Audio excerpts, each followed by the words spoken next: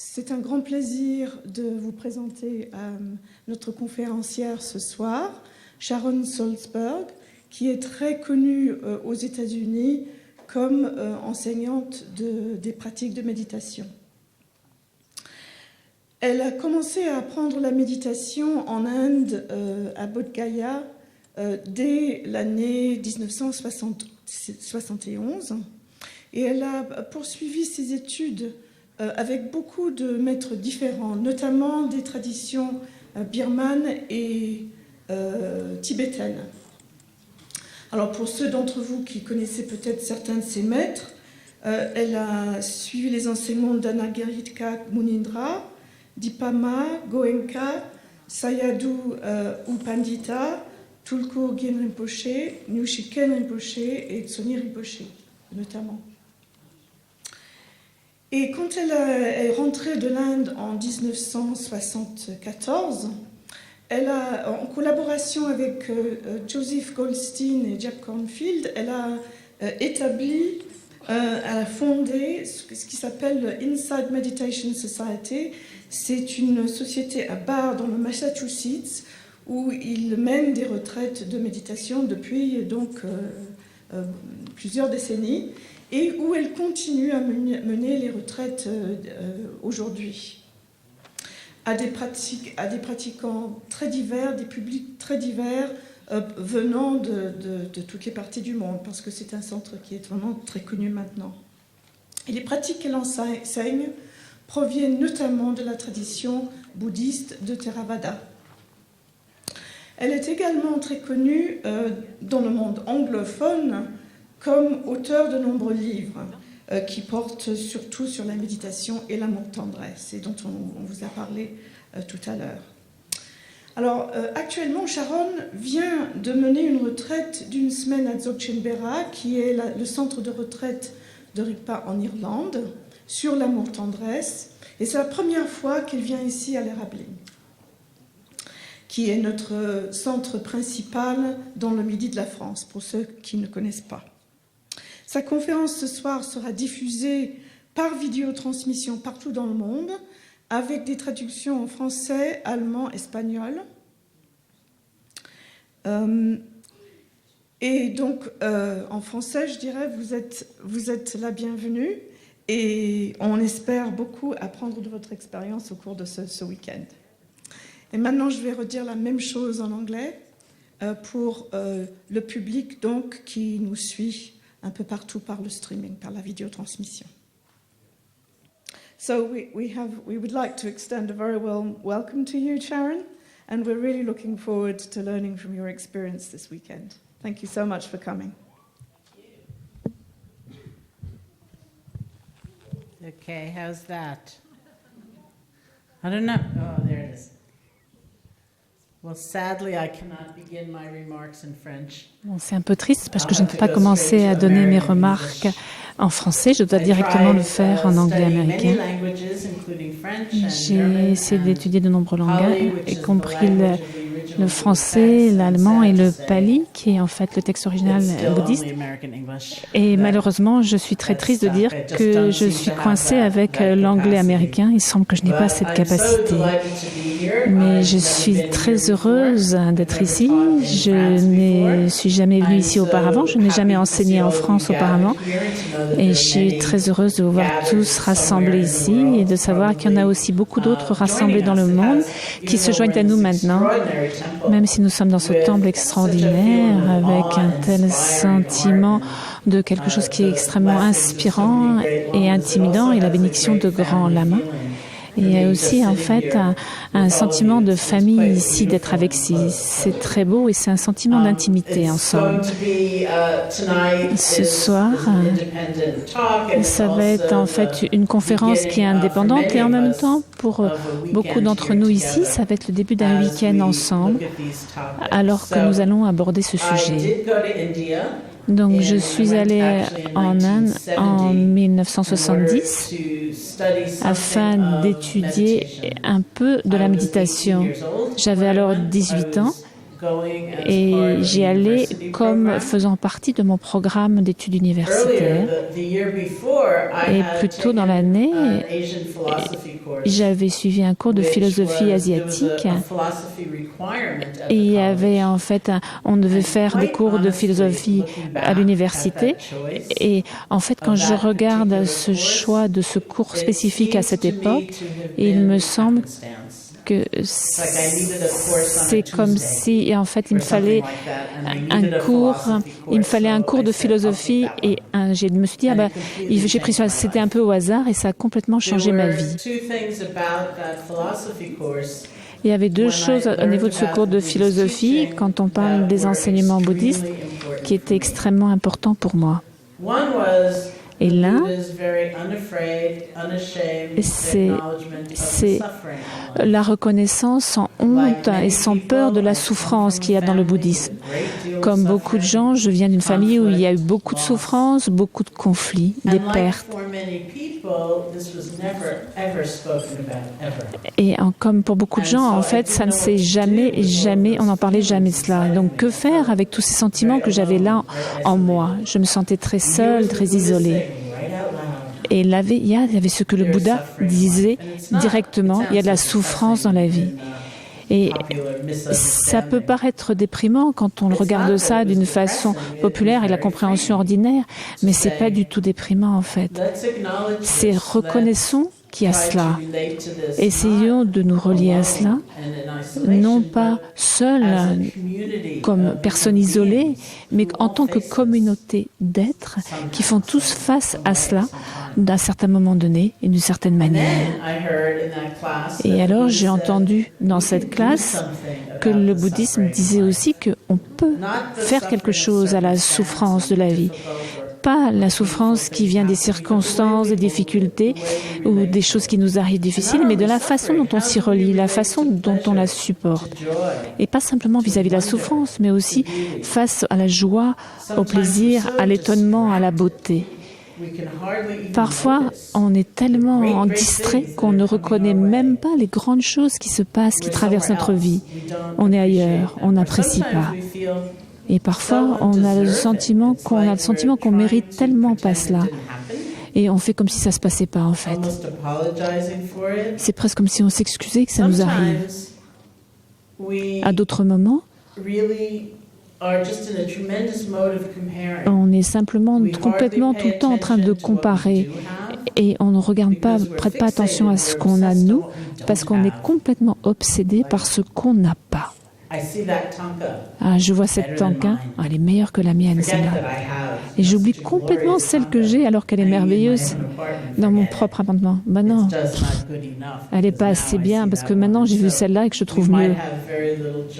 Et il se peut qu'on ait à ce moment-là très peu de joie et de gratitude simplement à cause de cette habitude de l'esprit. Et bien sûr, il y a de nombreux enseignements dans la tradition bouddhiste sur la façon de se relier à la souffrance, à la déception et à la souffrance de toutes sortes. Est-ce qu'on en a peur? Est-ce qu'on le haït? Est-ce parfois on peut avoir de la compassion à la place? Est-ce qu'on se sent complètement seul et complètement coupé de tout? Alors qu'à la place de ça, on peut se sentir faire partie de la vie. Et beaucoup d'approches sur comment on se relie aux expériences neutres. Ces expériences qui ne sont pas extraordinairement plaisantes, mais pas non plus terribles, épouvantables. Quelque chose d'ordinaire, quelque chose d'une routine répétitive, et c'est souvent là qu'on s'endort. On s'anesthésie un peu, et on est en fait dans un autre état. On est déconnecté. Donc ce que j'ai entendu dans ce cours, c'est qu'il y avait cette possibilité en fait de changer radicalement ma vie en apprenant à faire l'expérience du plaisir et du bonheur de façon libre et de la souffrance, sans toutes ces autres choses qu'on ajoute comme comparer ou essayer de s'y accrocher. Et je peux vraiment faire l'expérience de la douleur et des difficultés de la vie avec un cœur ouvert et avec un vrai sens de connexion, de relien avec les autres. Et je peux même en fait me réveiller dans toutes les expériences neutres, répétitives, ordinaires de ma vie. Et donc, à l'université, en fait, où j'assistais à ce cours, il y avait aussi un programme indépendant. Et on disait, si vous créez un projet, en fait, vous pouviez aller n'importe où dans le monde pour un an et faire une autre année d'études, votre année finale d'études alors. Donc, j'allais en fait dans une université dans l'État de New York qui est renommé pour avoir le pire climat de tous les États-Unis. C'est Buffalo, New York. Et probablement qu'il continue encore à y neiger maintenant, même en début mai. Bien sûr, beaucoup de gens sont partis pour leur programme d'études indépendantes et ne sont jamais revenus dans cette université. Moi, je suis revenue, mais j'avais un peu de retard, j'avais quelques mois de retard.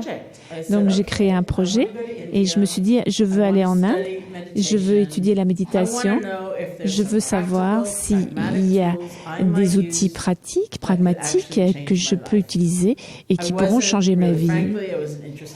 À franchement parler, je n'étais pas vraiment intéressée pour devenir bouddhiste ou pour j'étais pas tellement intéressée par la philosophie. Je voulais simplement savoir s'il y avait une transformation directe qui puisse m'être disponible. Donc ça, c'est 1970. Et donc, en fait, j'ai fait cette proposition. Et donc, comme c'était en 1970, ils m'ont dit oui, bien sûr, parce que à l'époque, l'auto-éducation était très en vogue. Donc, m'a dit oui, bien sûr. Donc, je suis partie. J'ai pris ma bourse d'études et mes affaires d'étudiante et me voilà partie pour l'Inde. Et ça a pris un temps pour trouver la situation que je recherchais, c'est-à-dire quelque chose de très pragmatique, de très direct. Et finalement, j'ai découvert dans le contexte d'une retraite de méditation intensive de 10 jours avec Goenka.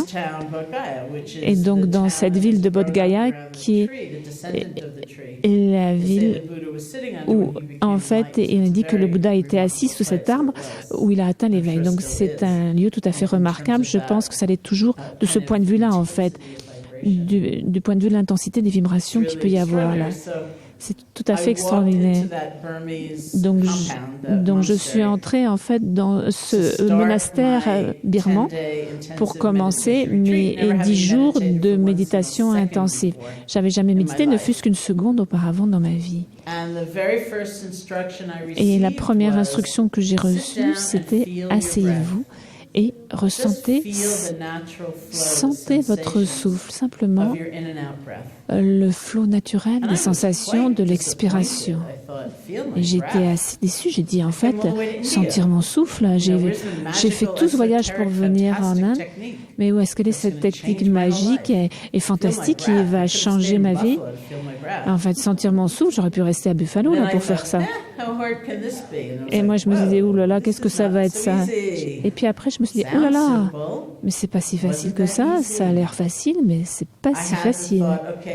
Et je me suis dit, bon, qu'est-ce que ça va être en fait 800 respirations ou 900 avant que mon esprit se calme. Mais non, à mon grand étonnement, ça a été 1, 2, parfois 4, parfois une demi. Et puis ça y est, j'étais partie, j'avais été distraite, pardon. Donc j'ai appris tellement en fait. Je pensais tenir beaucoup plus longtemps, mais j'ai appris tant dès le début sur la méditation, sur la compassion vis-à-vis de moi-même et principalement sur l'art de recommencer encore et encore. Ces trois sont vraiment très fortement reliés.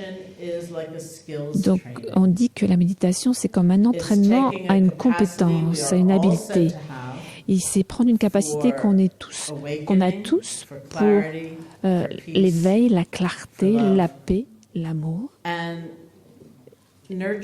Et nourrir cette capacité, cette qualité, cette habileté qu'on a afin qu'elle se développe, afin qu'elle puisse avoir sa place dans notre vie quotidienne. On nourrit cette capacité à travers cet entraînement, cette compétence, en cultivant ce dont on est tous capables en fait. Et la première compétence à développer, c'est la concentration. Et ça, c'est basé sur la reconnaissance que la plupart d'entre nous, on est vraiment tout à fait distraits, éparpillés. On est un peu partout, dans toutes les directions. Peut-être pas dans tous les domaines de notre vie, mais au moins dans certains. Et on n'a pas besoin d'être un méditant expérimenté pour reconnaître cela. On s'assied pour penser à quelque chose et hop, on est déjà parti ailleurs. Notre esprit saute dans le passé et on revient encore et encore sur certaines situations. Et parfois, certaines qu'on a eu des regrets. Mais en fait, on ne revient pas dessus pour en fait faire amende honorable, mais on revient simplement dessus encore et encore, on revient, on ressasse. Où notre esprit saute dans le futur et on crée un scénario qui ne va peut-être pas se produire et ne se produira sans doute jamais. Et on commence à rentrer dans une spirale de pensée autour de cela, etc. Et on développe que tout va se développer mal et on a tout un tas d'anxiété simplement à cause de cette fabrication. Il y a tellement d'habitudes de notre esprit qui nous tirent ainsi dans tous les sens. La plus grande manifestation de ce type de dispersion dans notre vie, c'est ce sentiment d'être fragmenté. Et c'est pourquoi on attend en fait une identification au rôle qu'on joue. Et les gens disent souvent, en fait, je me sens comme une personne au travail et une personne différente à la maison. Et mon exemple favori de cela, que j'enseigne une fois dans la ville de New York, et quelqu'un dit, je me sens rempli d'amour, tendresse et de compassion pour tous les êtres partout, tant que je suis seule. Mais dès que je suis avec les autres, là, c'est vraiment difficile. Et tout le monde a ri pour une bonne raison. On reconnaît vraiment tous cet état. Ça peut être de l'autre côté. On peut se retrouver très bien quand on est avec les autres et très mal à l'aise quand on est seul avec soi-même. Donc nos vies comme ça peuvent être extrêmement divisées, compartimentées, séparées. Et le processus de la concentration, c'est un processus de rassembler. Toute cette énergie, cette attention dispersée dans tous les sens. Et on les repose en cela, on se dépose en cela. Ce qui est l'objet, en fait, autour duquel on rassemble notre attention, ça peut être n'importe quoi. Il y a tant de différents styles, de méthodes et de techniques de méditation qui offrent des choses différentes. Ça peut être une prière, un mantra, une visualisation, un mantra, un son, une image, une sensation corporelle, l'amour bienveillant, les phrases de l'amour bienveillant. Et souvent, comme pratique de base et de fondement, en fait, c'est le sentiment du souffle, la sensation du souffle. Mon maître m'avait pressé d'utiliser souvent, au moins parfois, d'utiliser le souffle comme ancrage pour l'attention. Et pour différentes raisons, l'un de mes premiers maîtres disait « Tu n'as pas à croire à quoi que ce soit afin de sentir le souffle. Tu n'as pas besoin de te dire que tu es bouddhiste ou hindouiste ou rejeter quoi que ce soit. Simplement, si tu es conscient que tu respires, tu peux m'aider. » Et un autre maître l'a formulé de façon charmante. Il a dit la respiration, quelque chose qui est tout à fait portable, on l'a toujours avec nous, c'est facile. Donc en fait, quand on pratique ainsi, on se tourne vers nous-mêmes, vers ce moment, vers ce sentiment de paix et d'être centré dans une période formelle d'entraînement, par exemple de 20 minutes par jour. On peut recevoir comme ressource quand on fait la queue de façon impatiente quelque part. Ou bien on est en fait dans une réunion au travail et les choses commencent à s'agiter. On peut commencer à respirer. On n'a pas besoin d'ouvrir notre porte où on a nos affaires de méditation et mettre notre coussin de méditation. Personne n'a besoin de savoir qu'on le fait. On a une telle ressource avec nous quand on pratique ainsi. Quel que soit l'objet qu'on utilise, c'est toujours la même capacité, la même qualité et habileté qu'on développe. En fait, on rassemble notre esprit et on se dépose sur cet objet. D'habitude, on découvre qu'il y a peu de temps qui s'écoule avant que notre attention ne s'égare ailleurs. Et en fait, il y a un moment qui est étonnant dans tout ce processus, c'est qu'on a été distrait, on s'est perdu, on a été éparpillé. Peut-être qu'on s'est même endormi. En fait, bref, on est parti, on n'était pas là. Et vient le moment magique où on réalise « Ah, ça fait un certain temps que je n'ai pas ressenti mon souffle ou quoi que ce soit d'autre. » Et ce moment-là, il est très profond parce que c'est là qu'on a vraiment l'occasion d'être différent. Plutôt que de nous condamner, en fait, de nous fustiger en disant, avoir le sentiment qu'on est vraiment nul, ça c'est le moment quand on a cette occasion de simplement, doucement lâcher prise. Ce que Tsoknyi Rinpoche appelle exercer le muscle du lâcher prise. On peut simplement lâcher prise et avec une grande compassion envers nous-mêmes, revenir à cette sensation du souffle. Et ça, c'est l'entraînement. Parfois, c'est très bizarre. Dans notre conditionnement, en fait, ce qui se passe, c'est que il s'agit davantage d'accumulation, de mesures. Enfin, j'ai simplement, pour simplement faire attentif à 2 respirations. Aujourd'hui, avant que mon esprit ne soit dispersé. Demain, ça soit 15 ou 85. Ouh, je me suis inscrit à ce week-end. Mais si j'ai une grande réalisation samedi après-midi, je peux partir. On est tellement conduit et mené par bien des manières ainsi. Mais cet entraînement, il faut le comprendre de manière différente. Il s'agit là d'apprendre à lâcher prise plus gentiment, avec plus douceur, apprendre avec plus de bonté à revenir à nous-mêmes. Et c'est ça qu'on veut vraiment réussir. C'est ce qu'on veut amener dans notre vie quotidienne. On veut faire une erreur et être capable de recommencer. On peut être capable de se perdre et être capable de recommencer, se dévier de nos choix ou de nos tâches et être capable de revenir. Perdre de vue notre aspiration, être capable d'y revenir. Parce que tout chemin est comme ceci, tout effort, toute entreprise est comme ça. On tombe et on doit recommencer.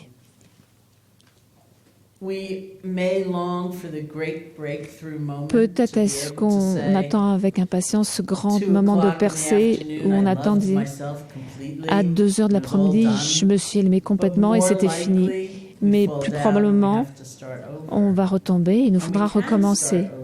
Et on peut recommencer. On dit qu'en fait, la guérison vient dans ce processus de revenir. Comment apprendre à revenir encore et encore? C'est ça la résilience. C'est ça l'ouverture du cœur. C'est ça, comprendre la vérité du changement et la transparence. Ça, c'est actualiser notre potentiel, plutôt que de nous condamner si durement en disant « Regarde, voilà, c'est un nouveau départ, tu peux recommencer à nouveau. » Ça, c'est certaines des façons, donc des qualités comme l'amour-tendresse, comme la compassion, sont comme des fils qui se déroulent tout au long de notre pratique. Quand on pratique la concentration ou quand on pratique d'autres méthodes ou styles, ils sont cependant là quelque part. Parce que sinon, on ne pourrait pas avoir ce flot continu et réussir avec ce flot continu dans la pratique. De manière plus ordinaire, ce qu'on fait, et plus habituel, ce qu'on fait, les méditants expérimentés qui sont ici, je sais qu'il y en a certains qui sont ici, d'autres qui ne sont pas, et ça c'est merveilleux d'avoir les deux. Vous reconnaissez bien cela. Vous asseyez, et supposons que votre pratique est simplement celle que j'ai décrite, c'est être avec votre souffle. Vous êtes conscient de quelques respirations, puis après, hop, votre esprit est parti ailleurs. Puis vous dites, oh, ça fait un certain temps que je n'ai plus été conscient de ma respiration. Et c'est là qu'en fait, les choses commencent à se mettre s'enclencher. Je suis mauvais, je suis stupide, je suis vraiment épouvantable. Il n'y a que moi qui part comme ça. C'est tous les autres, ils sont assis dans la félicité. Ils baignent tous dans une lumière brillante et blanche. Quelle couleur elle est, cette lumière? Bleue, dorée, blanche? De toute façon, ça n'a pas d'importance. Moi, je n'ai pas de lumière du tout. Eux, ils sont tous dans la lumière.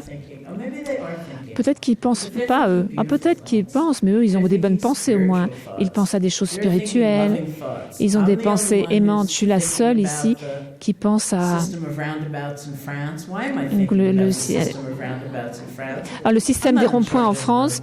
En fait, pourquoi je pense au système des ronds-points en France? Je ne suis pas en charge des routes, du code de la route en France. Mais pourquoi je suis mauvaise, vraiment, je suis stupide. Ça, c'est ce qui se pose très, très fréquemment avec nous, beaucoup plus que de simplement tranquillement lâcher prise. Mais quelles sont les conséquences de cette attitude? D'abord, peut-être qu'on avait pris une toute petite distraction et puis on finit par avoir une très grande distraction en plus de cela. Et puis, c'est complètement épuisant. Et c'est complètement démoralisant. Au lieu de cela, on pourrait faire beaucoup plus de progrès en fait, se pardonner à soi-même et recommencer. Donc, on va revenir encore et encore à ce thème parce qu'il est très important. Comment est-ce qu'on active l'amour tendre, bienveillant et la compassion envers nous-mêmes de toutes ces façons différentes? Et comment ça devient la base pour toute notre croissance et notre changement. Donc, on commence souvent avec la concentration. Et dans la tradition theravadine et birmane, s'élabore dans la pratique de l'attention. Et dans cette tradition, ça veut vraiment dire prêter attention à toutes nos expériences sans intrusion de préjugés, de biais, d'assésie, d'illusion, de répulsion, de s'y accrocher, de peur, de projeter dans le futur, sans tout ça. Alors qu'on se défait de toutes ces habitudes, on peut approcher notre expérience d'une manière beaucoup plus claire, ouverte et libre. Et ça, c'est ainsi que toute cette perspicacité intérieure se développe. Je ne sais pas en France, mais en tout cas aux États-Unis, l'attention ou la pleine conscience, c'est un mot qui est vraiment très populaire, ce que je trouve assez amusant, parce que quand je suis revenue d'Inde pour finir mon université, c'était bien plus tard, bien après l'année où je suis revenue. J'ai fini en fait les cours à l'université, puis je suis repartie directement en Inde. Et puis je suis revenue finalement en 1975. Et je suis revenue après Dipama, ma maître m'avait dit que je devais enseigner, donc je suis revenue comme maître. Et puis je me retrouvais dans une fête, une soirée ou dans des situations en fait sociales. Et quand les gens me disaient qu'est-ce que tu fais, et il me dit j'enseigne la méditation. Et ils disaient ouh, ça c'est bizarre alors. Et donc il s'éloignait un peu comme ça. Alors que maintenant, toutes ces années plus tard, même dans des situations bizarres, par exemple, quand je dois traverser les systèmes d'immigration pour aller dans un pays et qu'on me dit, quelqu'un me dit qu'est-ce que vous faites? Je dis j'enseigne la méditation. Et d'habitude ils disent oh, je suis tellement stressée, ils répondent. Sûrement que ça me serait utile. Parfois, j'entends quelque chose et j'apprécie beaucoup ça. Ils me disent « Ah ben c'est ma compagne ou mon compagnon devrait vraiment vous rencontrer, il en a besoin ou il en a besoin. » J'adore quand j'entends ça. Donc ça, c'est vraiment une notion assez populaire de maintenant, de ce qu'est en fait l'attention et la méditation. Toute cette conscience, cette collective, probablement à cause des recherches, de la science et du stress sans doute aussi, il y a un intérêt beaucoup plus fort pour explorer ces outils. Donc, l'attention ou la pleine conscience, c'est un mot aux États-Unis qu'on entend partout maintenant. C'est assez drôle pour moi parce que la première fois que j'ai entendu un conducteur de train l'utiliser, il a dit qu'ils ont dit quelque chose. S'il vous plaît, faites attention à l'intervalle entre le train et le quai. Et j'étais complètement excitée. Je me suis dit, oh, ils ont utilisé le terme d'attention, d'être attentif. Et de temps en temps, il fait ça. Et en fait, ce qu'ils veulent dire vraiment. Donc, s'il vous plaît, faites attention. C'est la même chose en français, mais... Et la dernière fois que j'étais dans le train aux États-Unis, le conducteur a dit il y a un intervalle entre le train et le quai. Peu importe, débrouillez-vous pour comment vous les allez. Il y a un intervalle entre les deux, débrouillez-vous avec ça.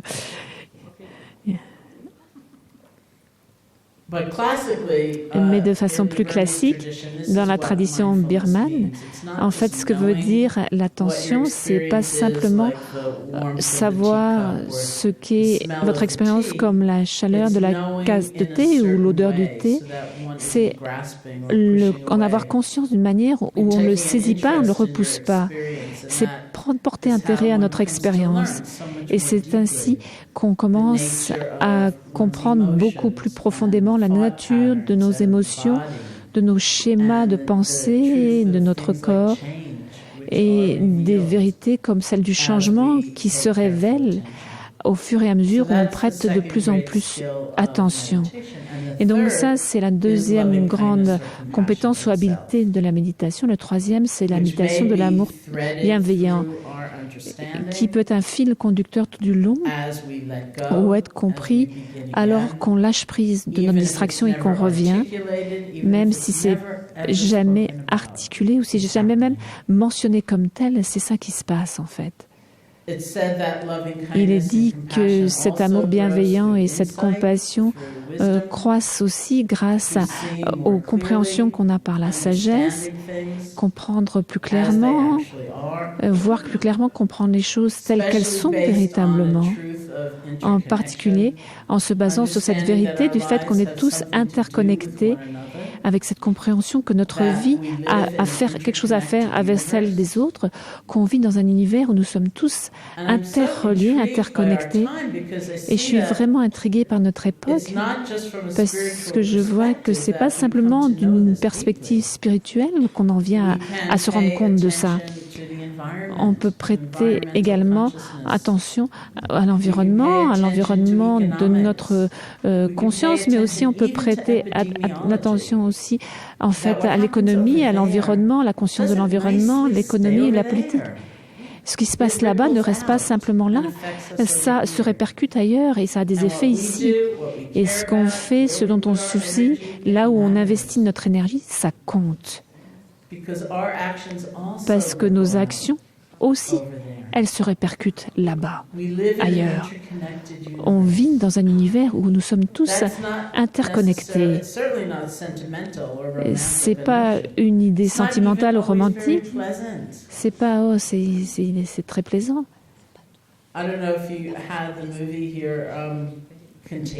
Je ne sais pas si vous avez eu ce film Contagion, apparemment. J'ai un ami qui, il y a plusieurs années, quand nous vivions en Inde, était un médecin, en fait, dans la campagne contre la variole, et il était, en fait, un conseiller technique pour ce film. Et donc, il m'a amené à la première dans la ville de New York. Et le thème du film, à ce moment-là, c'était quelqu'un à Hong Kong avait passé une très mauvaise journée et en fait le quatrième jour en fait c'était complètement en fait ils ont en fait conçu ça comme une possibilité pour nous et c'est un film où on voit que c'est quelqu'un donc quelqu'un le premier jour quelqu'un allait bien et 4 jours après elle avait complètement cette maladie. Donc, c'est pas simplement une belle notion qui est confortante et qui nous apporte réconfort. En fait, c'est vrai. On vit vraiment dans un univers où tout est interconnecté. Nos vies ont un impact les unes sur les autres. Et si nous comprenons ceci en profondeur, cette réponse du cœur à cette intrusion, c'est l'amour tendresse, l'amour bienveillant. L'amour bienveillant, ça ne veut pas dire qu'on aime tout le monde.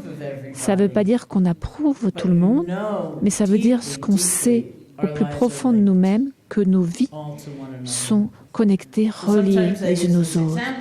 Et parfois, j'utilise cet exemple.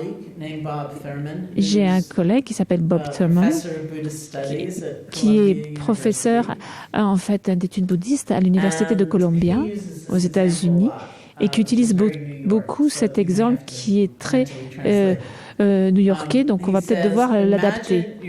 Imaginez que vous êtes dans le métro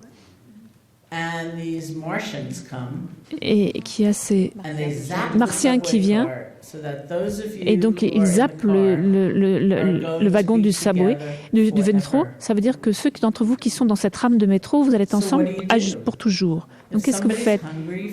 Si quelqu'un a faim, nourrissez-les. Si quelqu'un flippe complètement, a peur, vous essayez de le calmer. Pas nécessairement parce que vous aimez ces gens, mais simplement parce que vous allez être ensemble pour toujours. Donc devinez quoi? En fait, c'est assez vrai ça. On peut répondre les uns aux autres de ce point de vue de compréhension. Et c'est ça, en fait, l'amour bienveillant. Et souvent, en fait, j'utilise beaucoup cet exemple, beaucoup plus que Bob ne l'utilise. Et parfois, j'ajoute aussi cette autre histoire où j'étais à New York, dans l'avion, à l'un des aéroports de New York, et j'ai essayé d'aller, en fait, dans l'Arizona. Et je voulais aller là-bas, entendre le Dalai Lama qui donnait une série de conférences. Et j'y allais en avance parce que moi-même, j'allais aussi donner une conférence avant qu'il, lui, ne commence à enseigner. Et j'ai fini par être assis dans cet avion pendant 4h30. Et quand je regarde ça en arrière, je m'appelle ça, en fait, la dépression de la civilisation, en fait. Il faisait de plus en plus chaud là-dedans. Et les gens commençaient à être de plus en plus en colère, ils commençaient à crier, à hurler, « Faites-moi sortir de cet avion !» Et à un moment donné, le pilote a pris le commandement et il a parlé, « Personne ne va quitter cet avion. » Mais moi-même, je ne me sentais pas si bien que ça non plus. Je ne pouvais pas arriver à joindre par téléphone les gens de Tucson qui étaient censés venir me chercher, donc j'étais vraiment préoccupée. Et j'ai dit, je paye en fait, je paie un loyer à New York City. Au moins, si je peux sortir de cet avion, je peux au moins rentrer chez moi dans mon appartement et essayer à nouveau demain de prendre un avion. Et puis, je me rappelle cette image de Bob et que moi aussi, j'utilise beaucoup. Imaginez que vous êtes dans une rame de métro, que les Martiens viennent et qu'ils prennent toute cette rame de métro avec eux, de sorte que tous les gens qui sont avec vous dans cette rame de métro, vous allez être ensemble pour toujours. Et j'ai regardé en fait dans l'avion et je me suis dit, peut-être que ça, c'est les gens avec qui je vais être pour toujours. Et c'était si intéressant ça, parce que je réalisais qu'en fait, une certaine quantité de ma détresse, c'est « Mais combien de temps est-ce que je vais rester coincée ici avec ces gens-ci » Et je me suis dit « d'accord, c'est pour toujours, ma chère. » C'est pas toujours ces pensées charmantes, de l'amour bienveillant, mais c'est vrai. Nos vies sont toutes imbriquées, interconnectées les unes avec les autres. Et plus nous répondons de cet espace-là, de cet espace d'amour bienveillant et de compassion. C'est comme en fait cet maître Thich Nhat Hanh de le village des pruniers. En fait, parfois, il prend un légume. Donc, il prend un haricot vert et il dit maintenant, regardez le monde, parce qu'on peut.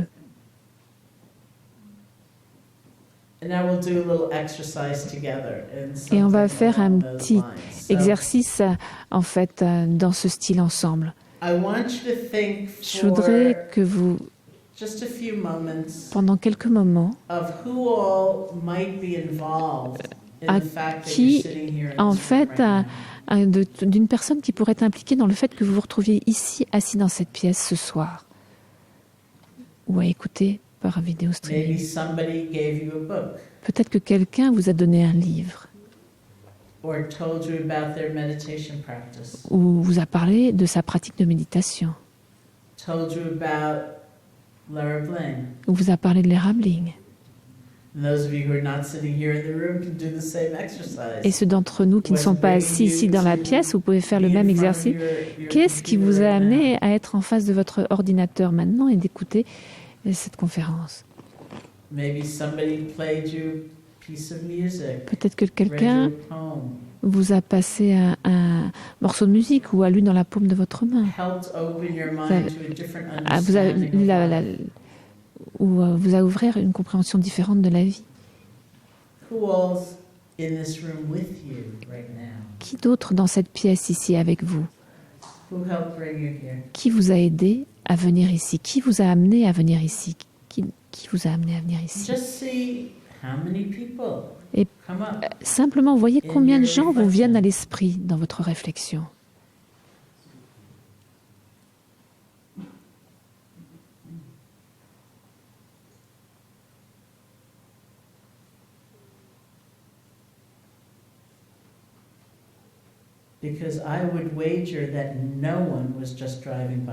Parce qu'en fait, je suis sûre que personne n'est venu simplement par hasard en pensant bah, « tiens, je vais m'arrêter là ».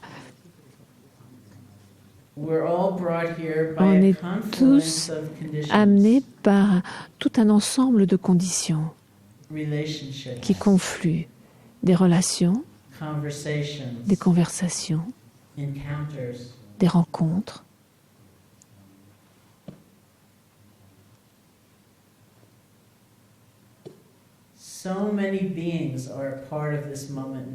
Il y a tant d'êtres qui font partie de cet instant où nous sommes ici. Et en fait, il y a tant d'êtres qui font partie de chaque moment de notre vie ainsi. Et c'est ce qu'est ce moment, en fait, c'est l'assemblage de toutes ces conditions qui ont pour résultat qu'on est ici. Parfois, donc, je fais cette réflexion, je la mène. Et je pense, en fait, à l'université qui m'a donné cette bourse d'études. Qui m'a permis d'aller donc à l'université, qui m'a permis d'aller en Inde. Parce qu'ils font partie du fait que je sois assise ici maintenant, eux aussi. Et parfois, je pense je fais cette réflexion en pensant aux gens dont les actions m'ont vraiment fait du mal. Pas simplement ceux que je trouve difficiles ou ennuyeux. Je pense à ces moments où j'étais vraiment au bout. Et je me suis dit, je dois trouver une autre façon de regarder ces choses, sinon j'en serai jamais libre. Ou je dois trouver une autre façon d'être heureuse. Parce qu'ils font partie du fait que je sois ici ce soir aussi.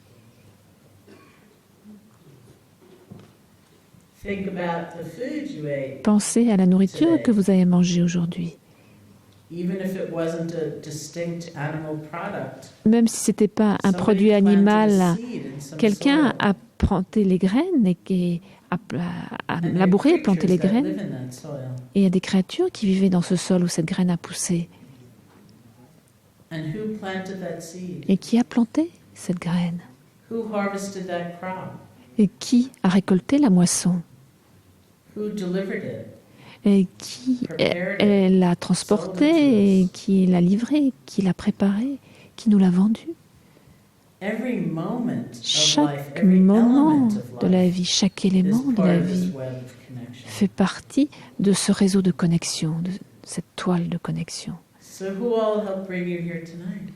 Donc, qui d'autre vous a amené ici ce soir?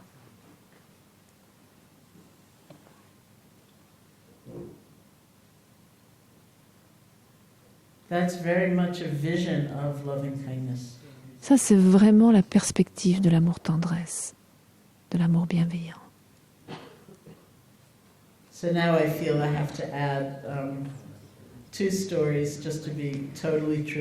Maintenant, j'ai le sentiment que je dois ajouter 2 histoires pour être tout à fait honnête. Une fois, j'ai enseigné en fait à New York, dans la ville de New York, downtown, près d'une église, une pièce qui fait partie, une salle qui fait partie de Trinity Church. Et c'était en fait une pièce où les gens viennent en fait dans la journée, les gens qui n'ont pas d'autre endroit où aller. Et il y a des grandes fenêtres qui font face à la rue. Et c'était un soir. Et j'avais proposé cette réflexion. Et il y a cette dame qui est venue me voir et qui m'a dit, vous savez, en fait, moi, je passais juste dans la rue, je regardais à l'intérieur, et je me suis dit, oh, bah, tiens, je vais rentrer là. Et je me suis dit, ah, ça c'était une petite pierre dans mon jardin, dans ma théorie, en fait. Et la même semaine, j'enseignais aussi dans une autre cité. Et c'était en fait pour l'école, la maternelle. Et donc on utilisait, c'était aussi en fait au rez-de-chaussée, dans le sous-sol d'une église, donc on utilisait aussi ce sous-sol pour faire cette réflexion, donc pour cette conférence. Et j'ai fait cette réflexion parce que j'aime beaucoup. Et cette dame est venue me voir en me disant « Ah, je suis venue ce soir parce que je croyais que c'était en fait la réunion de l'association des parents d'élèves ce soir. » Donc je me suis trompée, c'est complètement accidentel le fait que je sois venue ici.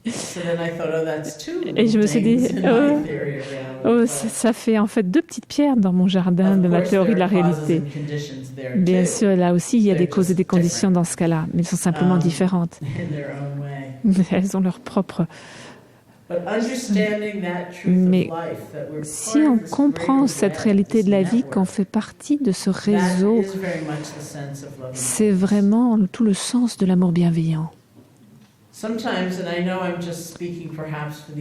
Parfois, peut-être que je ne parle que pour les États-Unis ici, mais parfois l'idée de s'entraîner à cet amour bienveillant, c'est presque un peu choquant. Et c'est la 3e approche. La première, c'est avoir quelque chose comme l'amour bienveillant ou la compassion qui est inclus dans une méthode, comme par exemple le fait de lâcher prise d'une distraction pour revenir à l'attention au souffle.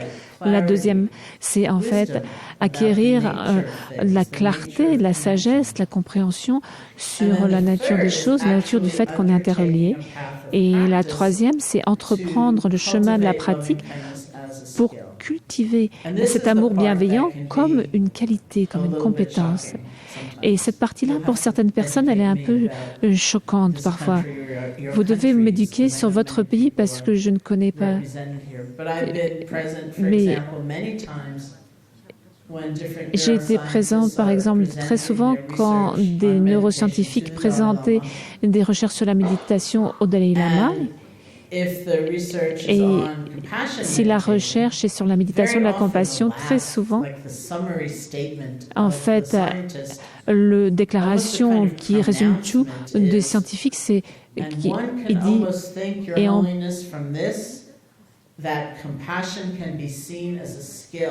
et de ceci, votre sainteté, on peut prévoir que la compassion peut être vue comme une qualité, une habileté. Et peut-être que là, on devrait faire sonner les trompettes, etc. Et je pense toujours, pourquoi est-ce qu'il faut prononcer ça de manière si dramatique? Mais en fait, je le réalise maintenant, pourquoi c'est comme ça. Parce qu'il y a une telle présomption culturelle, au moins aux États-Unis, qui dit que la compassion, l'amour bienveillant, c'est comme un don. On l'a, on l'a pas. Certaines personnes l'ont, d'autres l'ont pas. Si vous l'avez pas, ben, tant pis pour vous. Et bien, on pense aussi que ce sont des qualités immédiates, c'est comme des réactions immédiates, spontanées. On ne peut rien y faire, en fait. On ne peut pas les renforcer. On ne peut pas les cultiver. L'idée même de s'entraîner à ça, ça paraît vraiment quelque chose de très froid, mécanique. Ça paraît pas du tout vivant et ça paraît pas juste non plus, ça paraît bizarre. Mais toute la compréhension de la psychologie bouddhiste, c'est qu'on peut s'entraîner dans ces 2 qualités, la compassion et l'amour bienveillant. Pas du tout en prétendant qu'on ressent quelque chose qu'on ne ressent pas non plus en essayant d'agir comme si on était d'une certaine manière. Oh, j'ai fait tout un week-end sur l'amour bienveillant. Je peux pas supporter la personne avec qui je parle maintenant, mais je ferais mieux de faire comme si je m'en souciais, parce que j'ai fait ce week-end. Non, c'est pas comme ça. En fait, s'entraîner, ça veut dire cultiver cela, pas du tout d'une manière froide et mécanique, mais en réalisant quel énorme potentiel nous avons pour prêter attention de façon différente. Et ça, c'est comme établir la base à partir de laquelle ces qualités peuvent et pourront émerger. Et pour prendre un autre exemple, qu'est-ce qui se passerait si vous étiez le type de personne, vous regardez ce que vous avez fait dans la journée, vous savez, comme un petit peu pour évaluer votre journée. Donc, comment est-ce que j'ai été aujourd'hui, au fond? Et supposons que vous êtes ce type de personne qui fait ça et que vous soyez en plus une personne qui ne se rappelle quasiment que des erreurs que vous avez commises. Les choses que vous avez dites qui n'étaient pas, vous n'avez pas bien dites ou c'était erroné. Ce truc stupide que vous avez dit à cette réunion du déjeuner. À tel point que tout votre sens de qui vous êtes et de tout ce que vous serez toujours se réduit uniquement à ce truc, cette stupide remarque que vous avez fait au déjeuner à cette réunion. Et la pratique de l'amour-tendresse, de l'amour bienveillant, c'est presque comme de dire, il n'y a rien d'autre qui s'est passé aujourd'hui, il n'y a rien de bon en moi qui s'est passé aujourd'hui. Mais c'est pas quelque chose de bizarre et c'est pas en fait pour faire semblant. C'est pas quelque chose d'obséquieux. Non, c'est pas ok. Oh, c'était vraiment brillant ce que j'ai dit ce midi au déjeuner. Non, c'était peut-être stupide ce qu'on a dit et les conséquences.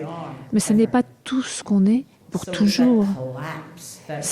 Donc réduire cela de façon rigide à cela, cette suridentification à cela, c'est ça qu'on met au défi. Et parfois, j'appelle cet amour pratique de l'amour bienveillant, en fait, c'est comme un élargissement, une extension, c'est repousser nos limites, parce qu'on est tellement habitué à prêter attention d'une certaine manière, c'est qu'en fait, on va repousser ses limites. On va expérimenter ce que ça veut dire que de prêter attention de manière différente, sous un autre angle. Pas de manière qui soit non véritable ni authentique, de manière tout à fait juste, vraie et authentique, mais peut-être de manière dont on n'est pas si habitué, dont on n'est pas si coutumier. Donc ça demande un peu de témérité, un peu de courage pour sortir de ce passage étroit auquel on est habitué, pour aller voir à quoi la vie ressemble, comment on peut avoir une vue différente sur nous-mêmes et comment on peut voir les liens qu'on a de façon différente. C'est ça la nature même de cet entraînement, c'est prendre le risque d'être différent. C'est d'étendre la façon dont on prête attention, d'élargir. C'est absolument pas quelque chose d'obséquieux ou comme si en fait on faisait quelque chose de faux, d'hypocrite ou quelque chose de difficile, non. Mais simplement, en fait, on fait un effort, on va au-delà de nos limites, de notre façon habituelle. De nos jours, les recherches psychologiques qui ont été faites récemment aux États-Unis ont dit que l'une des choses les plus positives et les plus puissantes qu'on peut faire, c'est avoir de la gratitude. Et c'est-à-dire garder comme une espèce de petit carnet de gratitude. C'est-à-dire que chaque jour, avant d'aller vous coucher, écrire sur un petit carnet 3 choses pour lesquelles vous êtes reconnaissant pour la journée. Et j'ajoute toujours que ça ne doit pas être grandiose, ça peut être simplement de se dire que vous avez pu respirer toute la journée, que vous êtes toujours en train de respirer. Ça peut simplement être reconnaissant pour cela. Et donc, en fait, comment cet exemple est relié à la pratique de l'amour bienveillant? C'est que pour bien des gens, faire une pratique comme cela, c'est vraiment aller au-delà de ses limites. C'est faire un effort. Je peux parler de moi-même, en fait. J'ai grandi dans la ville de New York où il y a tout un conditionnement personnel, familial et collectif, où de manière habituelle, en fait, on est conditionné à la fin de la journée à écrire en fait toute votre liste de plaintes. On dit cette personne a été en retard, elle n'est pas venue à temps, ils auraient pu mieux faire ce travail, c'était mal fait cette tâche, ce coup de fil là, c'était vraiment pas ça. C'est ce conditionnement qu'on a, il est très très fort chez nous. Et récemment, en fait, j'étais avec un groupe d'amis et j'enseignais quelque part et quelqu'un essayait de m'apprendre une blague. On va voir si je vais y arriver. C'est une blague extrêmement new-yorkaise. C'est un serveur qui sert une table où il n'y a que des femmes à New York. Il vient à la table et il leur dit « Est-ce qu'il n'y a rien qui va ? Est-ce qu'il n'y a rien qui va ? Est-ce qu'il n'y a rien qui va ?» Et ça, c'est une façon, c'est un goût très new-yorkais. Plutôt que de dire « Est-ce que tout va bien ?» c'est « Est-ce qu'il n'y a rien qui va ?» Donc, c'est vraiment le conditionnement new-yorkais. Donc. Et donc, en fait, écrire 3 choses qui vont bien, ça prend vraiment le courage de vouloir et la volonté de voir quelque chose de différent, de faire une expérience différente. Ça veut dire que c'est pas un effort en fait dur et quelque chose d'un peu faux et etc. Non, c'est plutôt simplement sortir de nos zones de confort. Et c'est la base en fait pour cet entraînement de l'amour bienveillant. C'est donc changer la façon dont on prête attention comme expérience. Au lieu de regarder toujours ce qui va mal, regardons aussi ce qui va bien. Plutôt de se sentir toujours en surcompétition tout le temps, regardons plutôt ce qu'on partage, ce qui nous est commun, ce qui peut nous rassembler.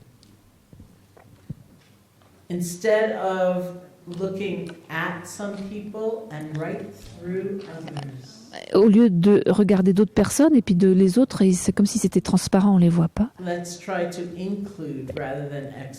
Essayons d'inclure plutôt que d'exclure. C'est ça l'entraînement. Et c'est ce qu'on va faire tout au long de ce week-end, c'est qu'on va prendre ces risques avec notre attention. J'enseigne une fois par mois à Washington, D.C., donc pas à la Maison Blanche, mais dans d'autres institutions vénérables. Mais j'y vais une fois par mois. Et j'y vais en plus aussi pour toute une journée ou des événements d'un week-end. Mais le lieu qui est loué pour ces événements de plus longue durée, c'était une école primaire. Je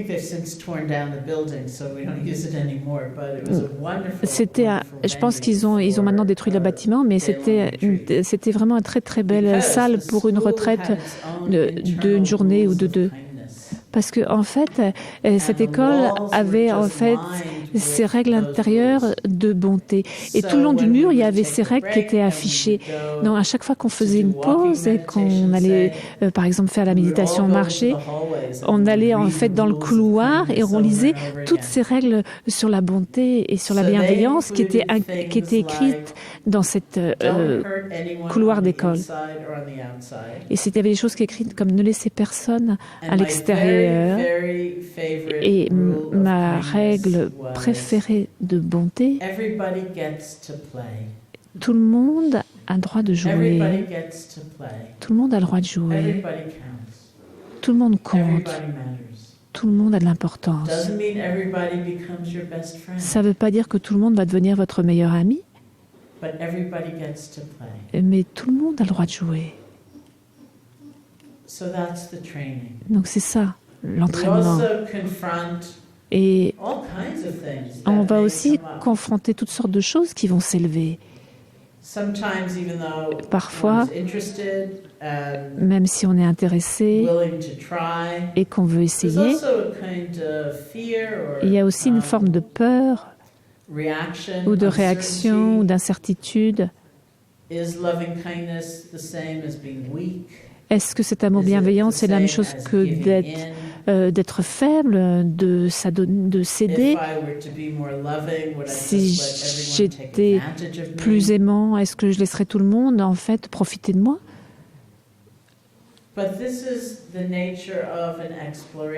Mais c'est la nature même d'une exploration, en fait.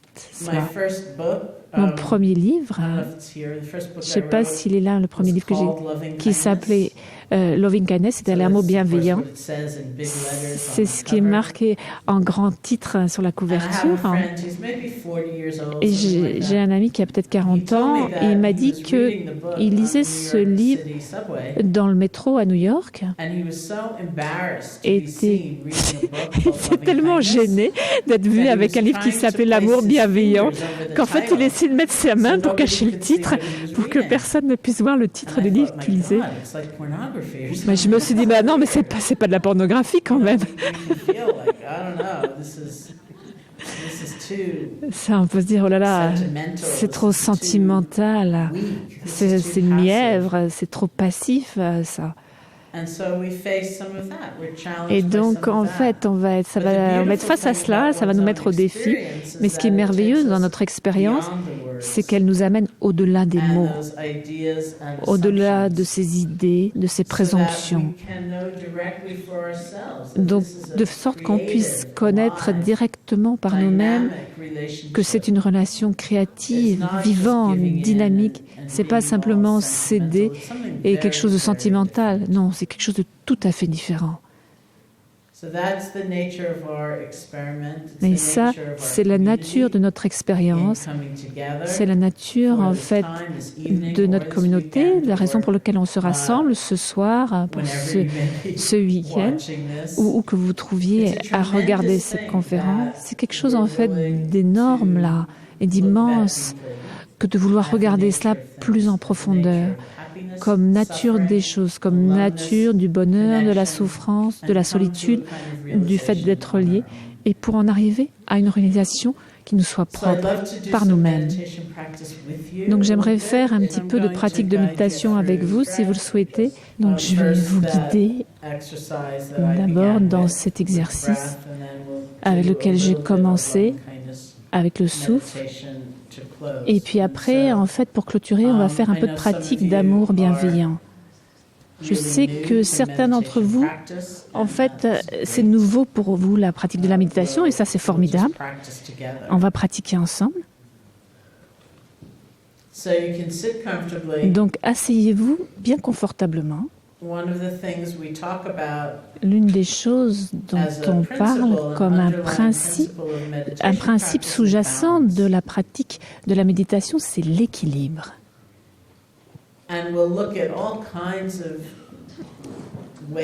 Et on va regarder toutes sortes de façons dont on peut travailler sur notre équilibre. L'équilibre entre l'amour bienveillant et la compassion pour nous-mêmes et l'amour bienveillant et la compassion pour les autres. On va regarder l'équilibre entre la compassion pour quelqu'un et la réalisation, en fait, que ça serait erroné de céder. On va regarder l'équilibre qu'il y a entre avoir une immense compassion pour quelqu'un et réaliser qu'en fait, on ne peut pas résoudre leurs problèmes. Et le sens immédiat comme méthode, c'est en fait l'équilibre entre avoir de l'énergie entre un sens et d'un autre côté d'être détendu. Ça, c'est au niveau immédiat pour nous-mêmes. Donc, certaines de ces choses, en fait, elles se reflètent directement dans notre posture. Vous voulez avoir en fait de l'énergie dans votre corps, donc pour ça vous avez le dos droit, mais pas trop d'énergie au point où vous êtes tendu et tout raide. Vous voulez être aussi détendu, mais pas détendu au point où vous avachissez. Donc, il faut que vous trouviez votre chemin vers cet équilibre. Vous pouvez fermer les yeux ou pas, selon ce qui vous est le plus confortable. Si vous avez les yeux ouverts, vous pouvez les ouvrir à moitié simplement. Et trouver un endroit où vous allez simplement poser votre regard. Lâchez prise.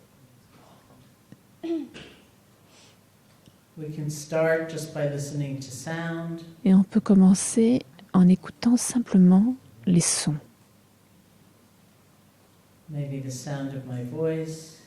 Peut-être le son de ma voix, d'autres sons.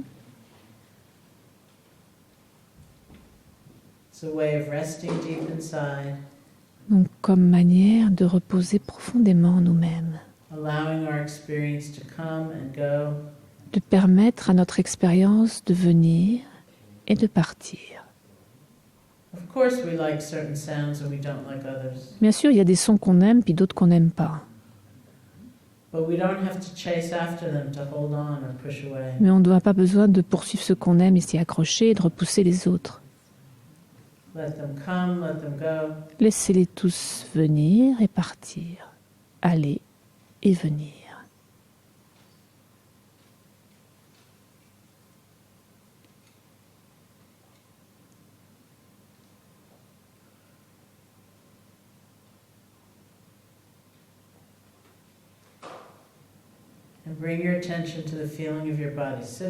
Et apportez votre attention sur la sensation de votre corps assis. Quelles que soient les sensations que vous découvriez, prêtez attention à elles.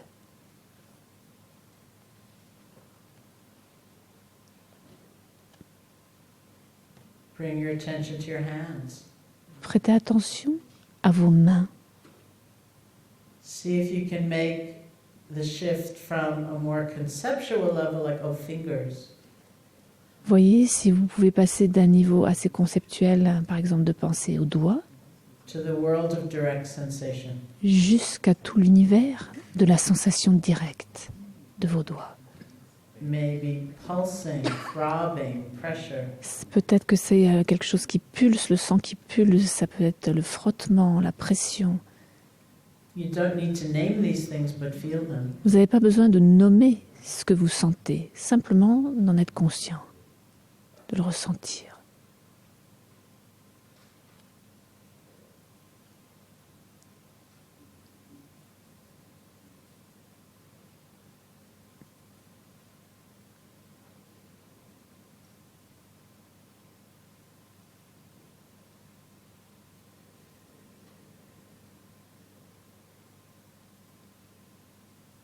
And bring your attention to the feeling of your breath. Et vous pouvez porter votre attention sur la sensation de votre respiration, du souffle. So in this system, it's the normal, natural breath. Et dans ce système-ci, on ne change rien à notre respiration. Simplement, notre respiration naturelle, on ne doit pas la rendre plus profonde ou y changer quoi que ce soit. On prête simplement attention au souffle. Et essayez de voir s'il y a un endroit où vous ressentez ce passage du souffle le plus clairement.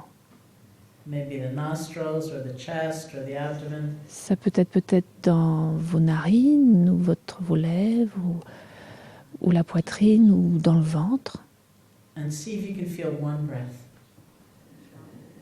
Et voyez si vous pouvez prêter attention ainsi à une respiration.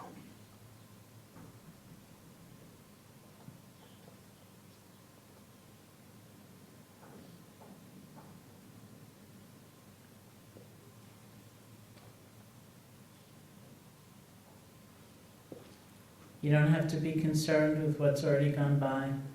Vous ne devez pas vous préoccuper de ce qui est passé. You don't have to lean forward for even the very next breath.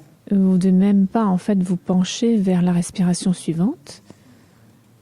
Just this one. Simplement celle-ci, là, maintenant.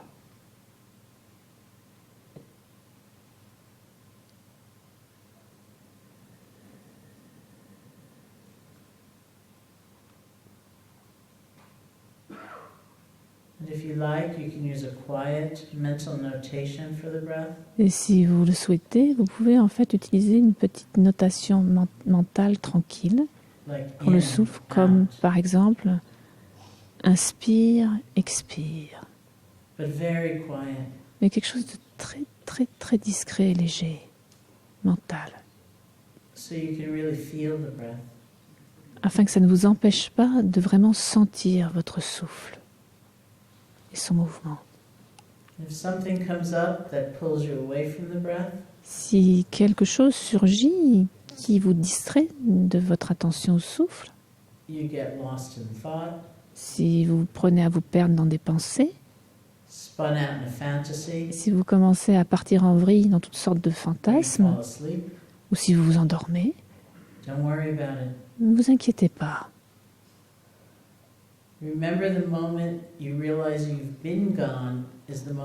Rappelez-vous que le moment où vous vous rendez compte que vous êtes égaré, c'est le moment le plus important. Vous avez déjà été distrait, vous êtes déjà égaré. Donc. Mais ce moment-là où vous en rendez compte, ça c'est vraiment le moment extraordinairement précieux. Où on a l'occasion de doucement lâcher prise. Et avec une grande bonté envers nous-mêmes, recommencer à nouveau, revenir au souffle.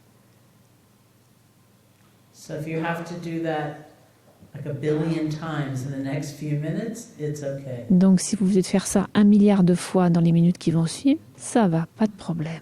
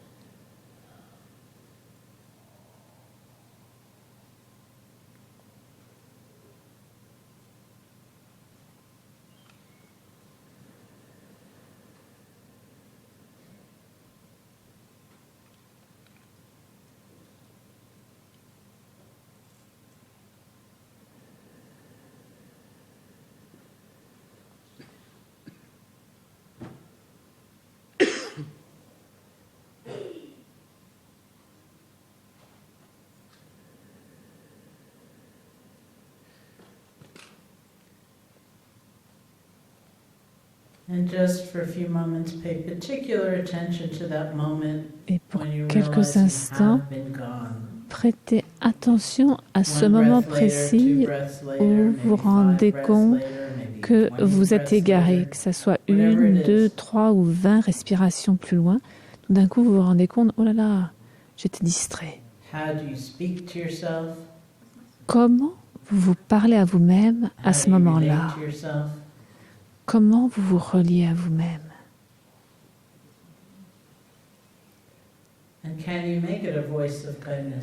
Et est-ce que vous pouvez en faire une expression de bonté dans la façon dont vous parlez à vous-même?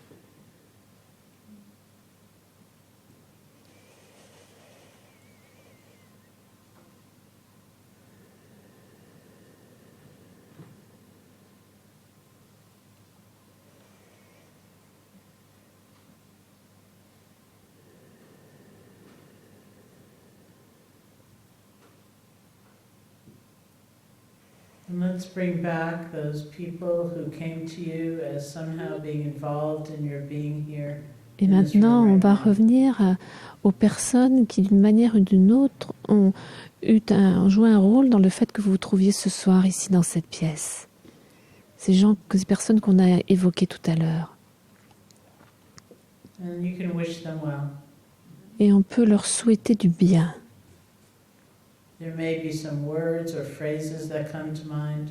Il y a peut-être des mots ou des phrases qui vous viennent à l'esprit pour faire cela. That would be what you would like to say to them or offer to them. Qui serait ce que vous souhaiteriez leur dire, leur exprimer ou leur offrir.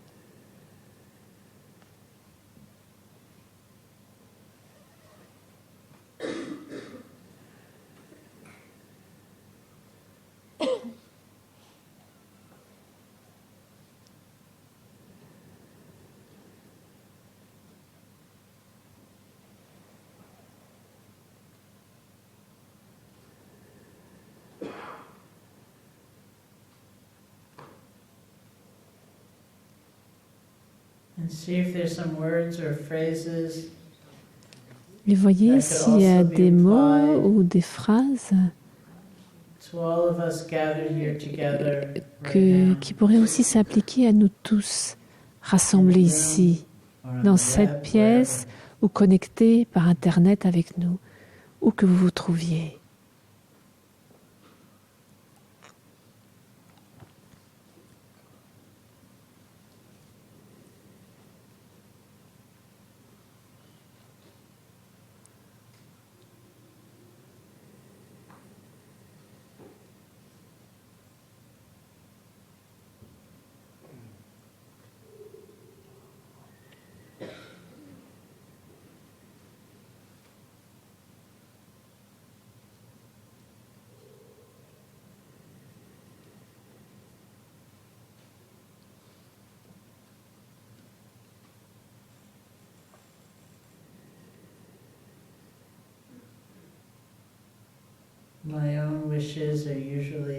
Mes propres souhaits, d'habitude, sont les suivants.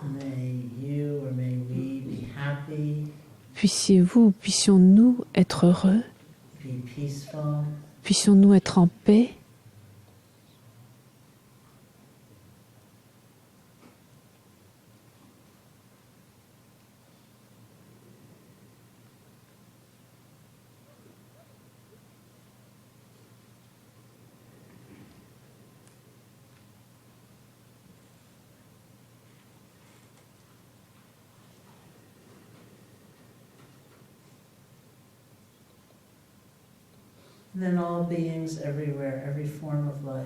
et puis à tous les êtres, partout, à toutes les formes de vie.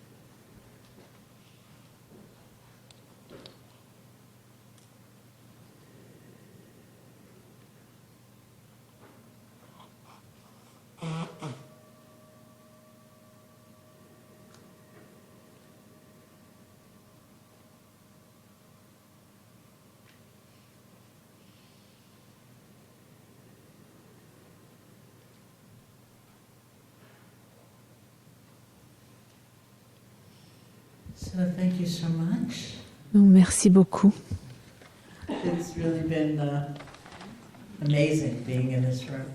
C'est vraiment incroyable d'être ici dans cette pièce avec vous tous ici et tous ceux qui sont connectés. Et je pense que la plupart d'entre vous, je vous verrai à nouveau demain matin.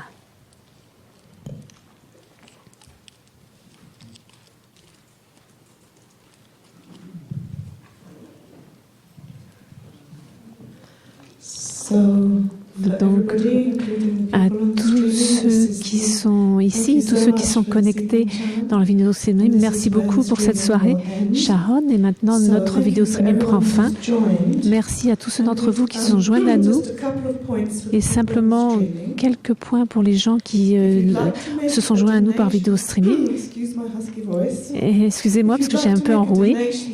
Si vous voulez en fait faire un don pour qu'on puisse continuer à offrir des enseignements comme cela gratuitement par ce vidéo streaming, vous pouvez le faire sur le site du vidéo streaming.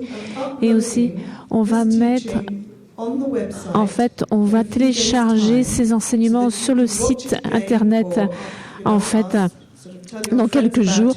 Donc, vous pourriez le regarder à nouveau, cet enseignement aussi. Et ça sera en fait disponible sur le site internet qui doit apparaître maintenant sur votre écran pour ceux qui regardent en fait le site internet. C'est vidéo streaming en un seul mot .ricpa.org et c'est là qu'on met toutes les différentes conférences publiques comme ceci qu'on rend disponibles largement à tous ceux qui veulent les regarder. Donc, et qui, pendant ça sera disponible d'ici quelques jours à nouveau et pour un certain temps. Vous pouvez le dire à vos amis, etc. Et donc maintenant, il y a des annonces qui vont ne concerner que les gens qui sont physiquement présents ici.